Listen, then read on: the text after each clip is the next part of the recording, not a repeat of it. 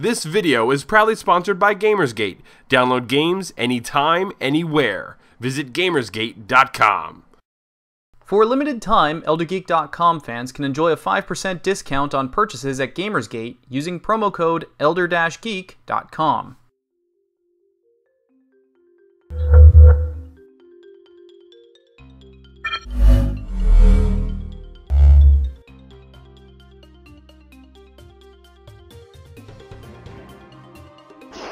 TT Esports is a division of Thermaltake that creates products for competitive gaming while maintaining Thermaltake's long-standing tradition of implementing unique design styles.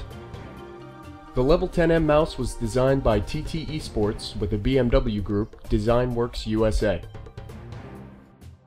I'm reviewing the Iron White model of this mouse, which also comes in Diamond Black, Blazing Red, and Military Green.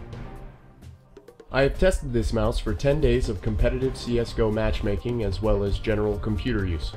In the packaging you will find your Level 10M mouse along with its manual, the install discs, travel pouch, and a tool for making adjustments to the mouse itself. This mouse is made with a solid aluminum base to increase its durability and length of life, and most likely accounts for the weight, which comes close to half a pound. There are a plethora of macro mappable buttons on this mouse. On the left side you have buttons A, B, and Z. The Z button works like a 4-direction D-pad but can also be pushed in like a joystick. By default, some of the Z button functions are mapped to switching profiles and changing DPI settings. On the right side you have the C and D buttons. Finally, you have your clickable mouse wheel and your left and right click buttons. With my claw grip, my thumb rests between the A and B buttons. My pinky finger rests in the same place on the opposite side between the C and D buttons. The lack of pressure required to press the C and D buttons as well as their placement on the mouse make them unreliable for me in a use in an FPS game. The Z button is also a bit too far from my thumb for comfortable use, and after pressing the D button 1,000 times, I was forced to disable it. The 3D axis movement feature allows you to adjust the height and angle of the mouse by ±5mm with the hex tool that comes packaged.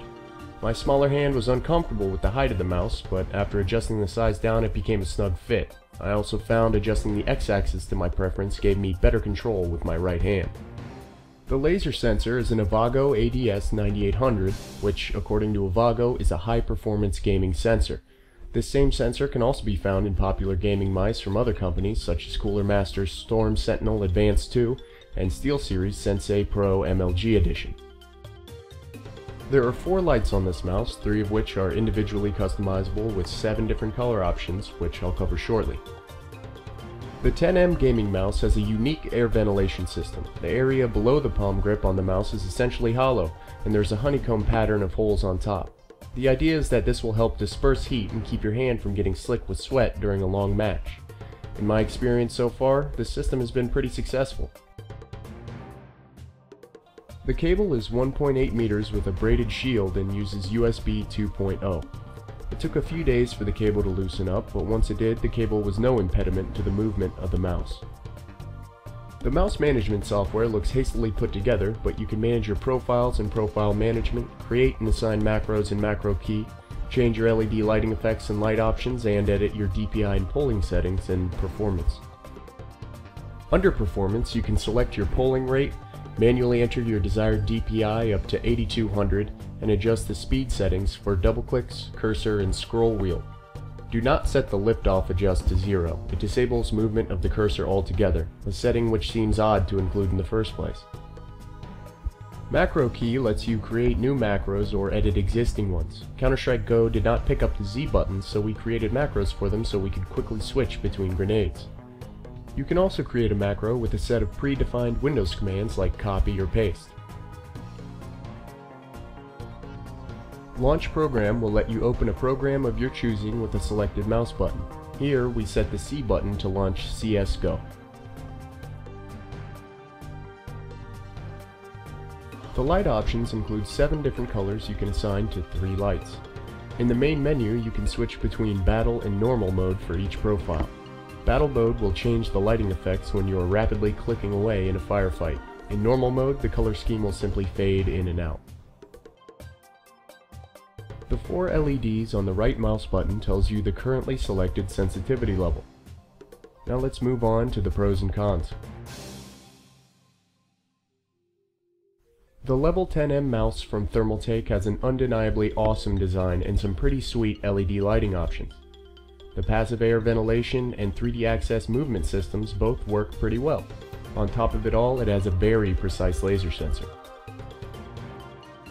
For me, the biggest downfall of this mouse is its button placement. I simply cannot comfortably reach some of these buttons because they are placed too far back and spread too far apart.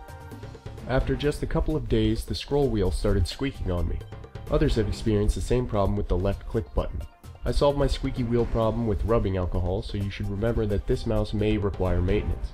My personal opinion on the software that comes with this mouse is that it is quite ugly. Due to these faults, the $100 price tag on this mouse is just too high.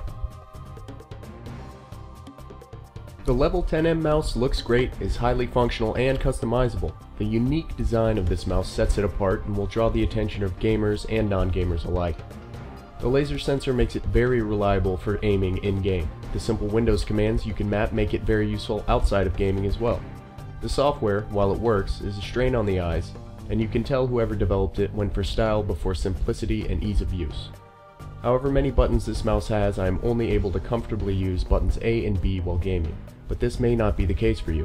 For its hefty price tag and player-specific comfort level, I would not recommend buying this $100 mouse without finding a way to try it out first.